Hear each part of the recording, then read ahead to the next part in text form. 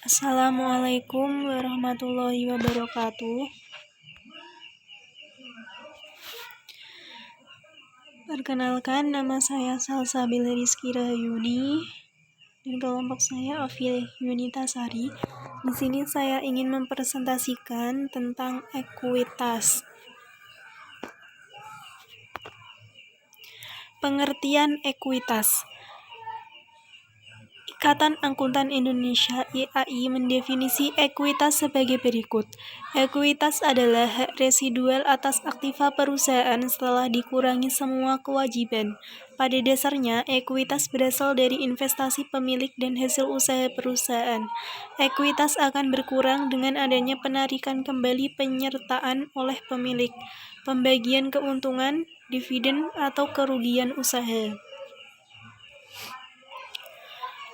Karakteristik ekuitas. Yang pertama, ekuitas sama dengan aktiva neto, yaitu selisih antara aktiva perusahaan dengan hutang perusahaan. 2. Ekuitas dapat bertambah atau berkurang karena kenaikan atau penurunan aktiva neto, baik yang berasal dari sumber bukan pemilik, pendapatan dan biaya, maupun investasi oleh pemilik atau distribusi kepada pemilik.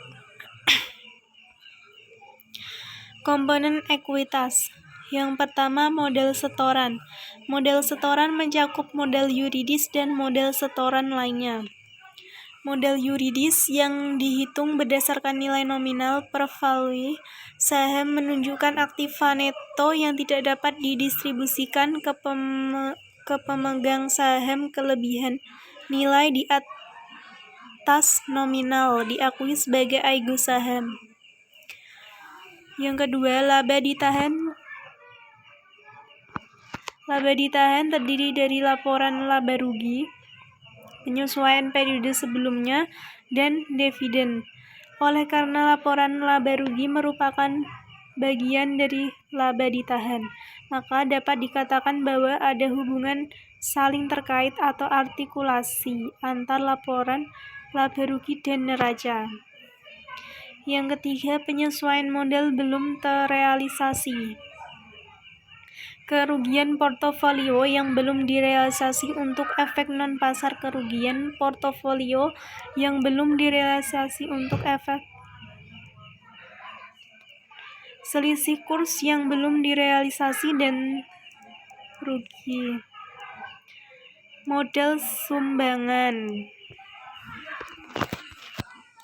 Tujuan penyajian ekuitas. Tujuan pelaporan informasi ekuitas pemegang saham adalah menyediakan informasi kepada yang berkepentingan tentang efisiensi dan kepengurusan manajemen, informasi tentang kewajiban yuridis perseroan terhadap para manajemen, informasi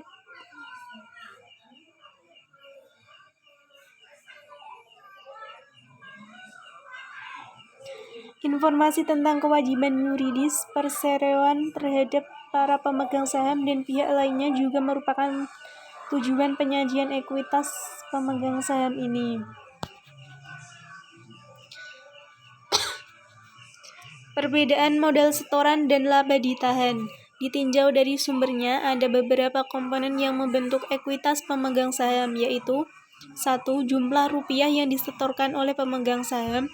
2. Laba ditahan yang merupakan sisa laba setelah pembagian dividen. 3. Jumlah rupiah yang timbul akibat apresiasi revaluasi aset fisik tertentu. 4.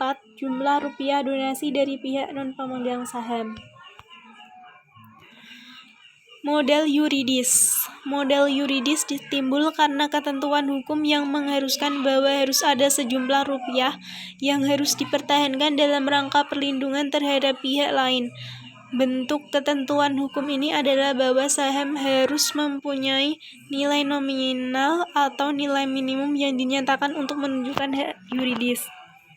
Modal setoran lain. Tujuan utama perekayasaan akuntansi modal setoran ini adalah untuk membedakan secara tegas antara perubahan akibat transaksi operasi dan perubahan akibat transaksi modal.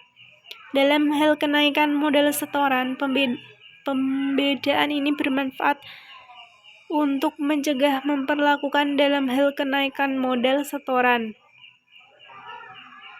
Kenaikan akibat transaksi modal sebagai laba sehingga timbul kesan adanya jumlah yang tersedia untuk pembagian dividen. Perubahan laba ditahan. Beberapa hal yang dapat menyebabkan laba ditahan dalam suatu periode berubah selain karena transaksi modal tetapi karena transaksi khusus, yaitu yang pertama, penyesuaian periode lalu. 2. Koreksi kesalahan dalam laporan keuangan sebelumnya. 3. Pengaruh perubahan akuntansi. 4. Kuasi reorganisasi. 5. Koreksi sebagai komponen statement laba rugi. 6. Perubahan akuntansi. 7. Penyesuaian retroaktif. 8. Penyesuaian sekarang. 9. Penyesuaian sekarang dan prospektif. 10. Aplikasi dalam standar. Perubahan taksiran akuntansi. Perubahan ini dapat terjadi sebagai akibat ditemukannya fakta baru atau informasi baru atau akibat perubahan tambahan yang diperoleh perusahaan bersangkutan dengan taksiran tertentu. Perubahan kesatuan atau subjek pelaporan. Perubahan organisasi atau lingkup kesatuan usaha yang dilaporkan dalam statement keuangan. Urutan penyerapan rugi. Jadi, penyerapan biaya rugi dan rugi luar biasa dapat digambarkan sebagai berikut. Yang pertama, pendapatan kotor, laba bersih, laba ditahan, premi modal saham, modal saham. Perincian laba ditahan, perincian atas dasar sumber, dan perincian atas dasar tujuan penggunaan. Laba komprehensif, masalah teoritis dan pos-pos mana saja yang dilaporkan melalui statement laba ditahan. Dalam hal ini ada dua pendekatan yang dapat dianut, yaitu laba kinerja sekarang dan laba semua termasuk.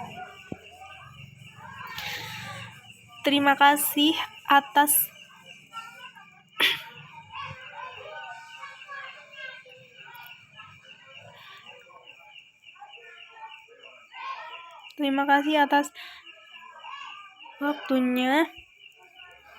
Sekian presentasi dari saya. Wassalamualaikum warahmatullahi wabarakatuh.